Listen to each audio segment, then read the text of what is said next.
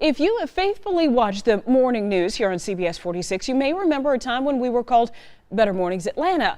Well, back then, my co-anchor was known just as much for his tattoos as he was for his bravado. Well, for the 3 years we worked together, I never knew his history of shame and addiction. Well, now he is revealing it, he says, to help others. I am the most free I have ever felt in my entire life today. The voice may be familiar, but this man is changed with a new look and another name. All right, if you are just waking up with us this morning, good morning to you. I am Brandon Rudat. Yeah, I hope you're having a great day. I'm Tracye Hutchins. Nearly 7 years after anchoring the morning show together here at CBS 46 and covering more than just the news with a sense of humor. And there, oh, no. Almost into the cameras. Brandon needs some open trails. Brandon and I sat down together again. This time, he revealed his pain behind the laughter. You right now, Brandon Lee, is not the Brandon Rudat with the tattoos that they remember. Those tattoos were another barrier that I put on my body to keep people from getting to know the real me. I had so much gay shame growing up.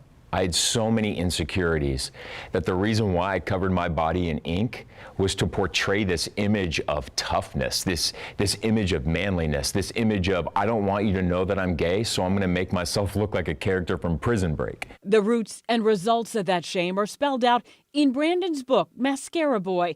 At just 15 years old, Brandon says he was addicted to sex and drugs, finally hitting rock bottom years later after 2 overdoses. When I came here to Georgia and we started working together, I had only 60 days clean at that time. And it was 2 months before that I was on life support in a coma in Los Angeles. And you talk in your book a lot about addiction, sexual addiction, addiction to drugs.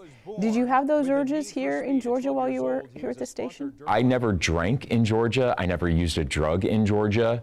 But yes, those urges were absolutely there. And it was almost like demons inside of me tearing me apart. Clearly, I didn't expect you to just come in and just tell me everything about your life. That would have scared you. Right. You kept all of that inside the entire time you were working here. And that's why I need to apologize, because I know sometimes that came out sideways, you know, and that was the hardest thing. And I didn't even confront my mom until 2 years ago about what happened to me as a child.